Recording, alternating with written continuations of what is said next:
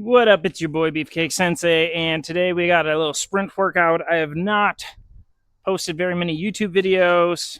I don't know, I just have not felt motivated and lack of inspiration, but today I'm not feeling motivated and I have a mild case of inspiration, so we're gonna see what happens and have some topics to talk about. Sprint workout, so I'm doing this. This is a little warm-up thing that I saw Blaine McConnell do, and I tried it, and I was like, dang, I really like that. So now I'm stealing it. Do an ISO holding here, do it for like 10 seconds, and then you switch into like a fast leg, essentially. So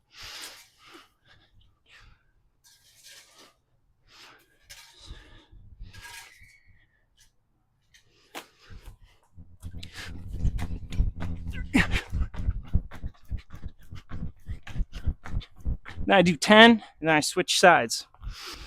Probably do 2 or 3 rounds, probably 3.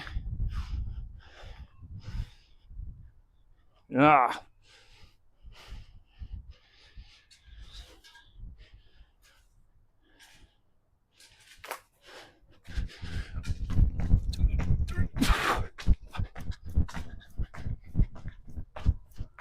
Nice. I'm gonna pair this with the wall drill. I'm only sprinting 1 time a week right now because I'm really pushing for that 150 kg snatch. I did 150 from the blocks, which honestly was so incredible. It went well. I missed it twice, but then I made it the 3rd time. Felt like I could have done more, but something that I don't think I've done a good job about historically is like when I hit lifetime goals, just sitting and just enjoying that feeling. It's a very mixed feeling. Like, wow, will that be the heaviest snatch I've ever done in my life? And then also, like, wow, I achieved a goal 3 years ago I thought was impossible. So I kind of thought that I probably capped out around 315, to be honest with you guys. So it was a weird mix of emotions, but I just wanted to sit and marinate in it a little bit. And there's something very poetic about just being still after achieving something you worked hard for, and then and just like enjoying it and just taking inventory of yourself. So now I got the wall drill. Then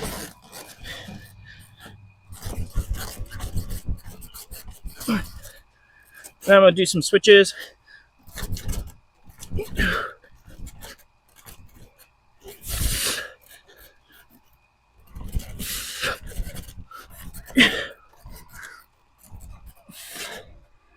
Sprinting has been meh.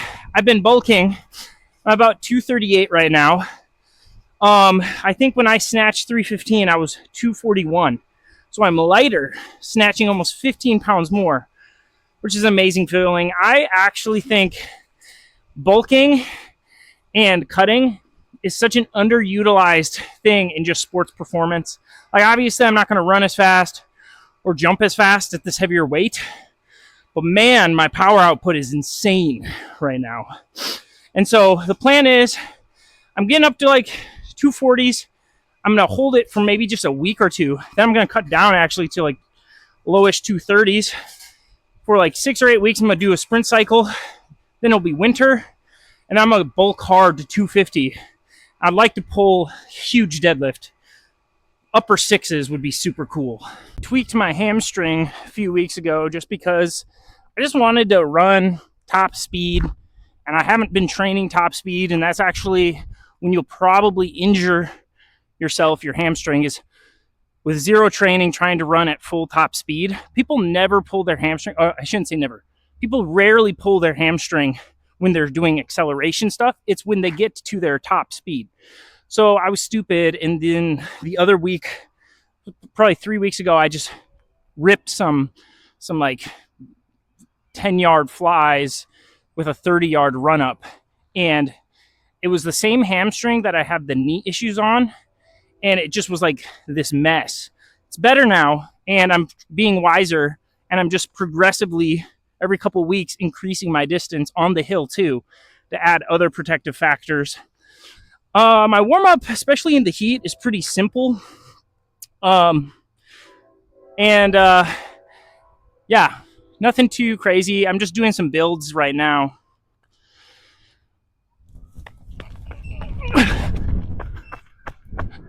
just slowly getting faster until I feel ready to actually go full speed. One of the topics of discussion for today is the tree of knowledge and good and evil. If you follow me on Instagram, I did post a short video on it, but there's a clip going around of, I can't remember what her name is. She's one of those doctors that goes on the Huberman and Peter Attia podcasts and talk about the latest longevity thing.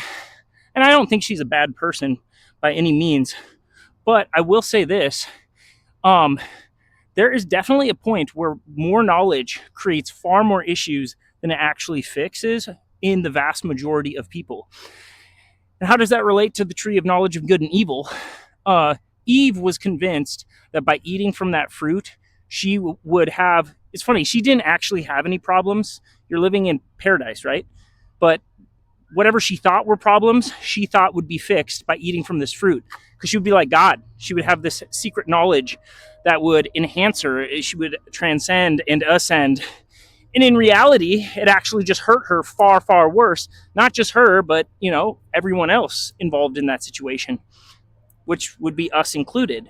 And so I was just thinking about this and how this idea that more and more knowledge will fix our problems, but in reality, what it does is just increases the anxiety of all the things you're doing wrong and all the things you could be doing better. When in reality, that stress has a far greater impact on your overall health and well-being. Just the stress of, am I not getting the right number of polyphenols, into my system? I'll be honest with you, I don't even know what a polyphenol is, and I don't have any intent on discovering what they are. Time to do a sprint. I also realized that I've been doing this in meters, and now I'm actually feeling much better about my times than I was before, because I was calculating my speed in yards, but I was actually running meters, 10 meters. So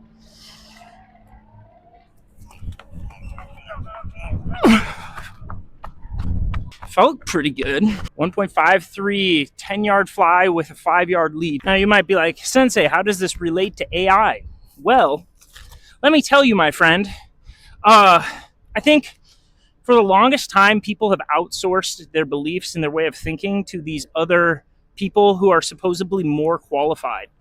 So whether it be a doctor or a that guy was staring, a doctor, a therapist, it could be a priest, pastor, et cetera, et cetera. And that's not completely bad. It's actually probably good because it requires a very human relational element to it. But with AI, people have cut out the whole humanity piece just for this cheap knowledge. And to be honest with you, AI is full of crap. I got this moped that I needed to repair. And so I was using ChatGPT because I know nothing about engines or anything. And I got all this information. I was like doing the steps, but I have this uncle who's very good at small engines. And I didn't want to bother him, but I was like, oh, shoot, I'll just send him a text. And he came over, and everything he said, everything ChatGPT told me was completely wrong, just wrong. And also, I had way more peace by having that relational element with another human being who had walked through this before, and it like gave me a greater sense of peace and anxiety, as opposed to just raw knowledge that increased my sense of anxiety because I'm like, well, I don't want to blow up this thing. I got it as a gift. I don't want to ruin it, right? And knowing that there's somebody out there with way more knowledge in ChatGPT who I have a relationship with, I can trust to help me walk through it. It was incredible, actually. I'm not gonna lie, the physique is actually looking okay. I don't think I've ever been this lean at almost 240. I might have some faint emphasis on faint abs when I hit 240, which would be pretty rad.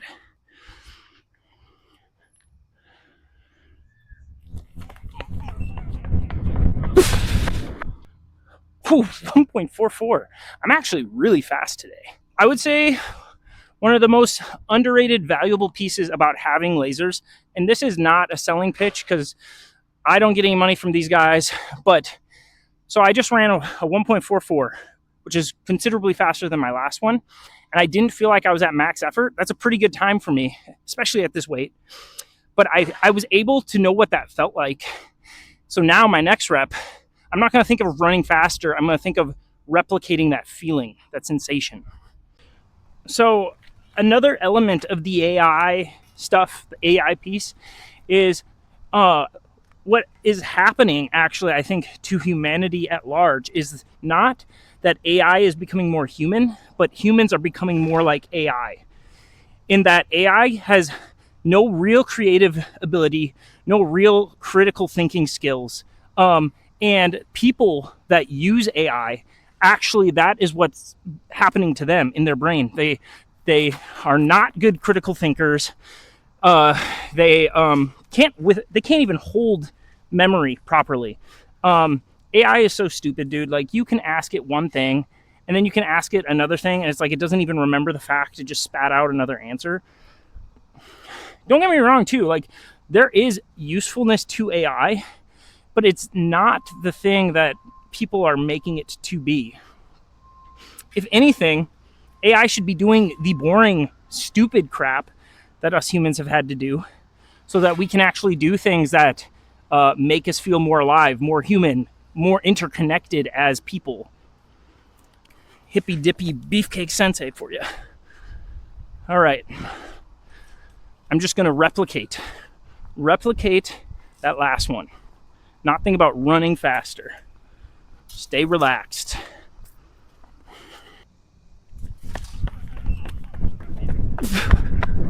Sorry. Oh, no, you're good. I can, I'll curve. I'll avoid, yeah. It does, yeah. Yeah, it's pretty sweet. Let's see what we got. 146. I'm pleased with that.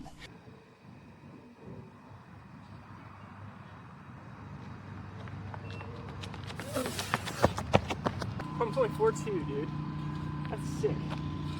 Might try a couple more, see if I can bump that below 1.4. That would be absolutely diabolical. This is another thing about hill sprints, okay? I think people oftentimes think you need a steep hill, but there's actually a lot of value on having a lesser steep hill, in that you get to work on the ground contact time. On a extremely steep hill, you're gonna have longer ground contact, but on a less steep, you actually get some of the benefit of that quicker, shorter ground contact time. So this will be my last one of this, and then I might just try a 10-yard excel with a 1-yard lead, because I'm kind of interested to see what I can do with that. Yeah, overall the body's feeling pretty good. Knee is feeling good. I haven't really squatted. I'm pretty sure in my last video I was talking about my squat plan. Scrapped that. My knee felt like crap after a little bit of doing it. So instead I'm doing very aggressive step-ups, single-legged step-ups. I'll do a video about what I'm doing for my legs, but what I'm doing for my leg strength is working. Let's just put it that way. Howdy. Okay.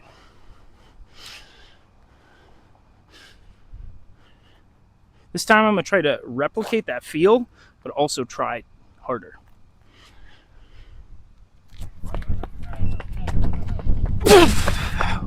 Yeah, 1.46. Crap, man. This is the last one of the day. Just a 10-yard excel with a 1-yard lead. This is more out of curiosity, just because I've been timing them all wrong, or I've been measuring them all wrong. Yeah, everything I've been doing is wrong.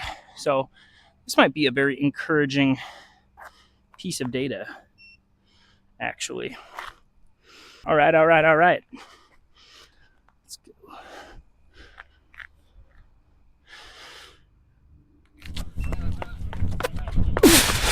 Oh, 1.72. That's not bad at all. It's kind of interesting. Sprinting has brought kind of unexpected joy into my life. If you're not doing sprinting once a week, I would highly recommend it. It's even more fun when you kind of know and if you're improving or not. But at the end of the day, you can feel when you're improving. So that's all I got for today. Later.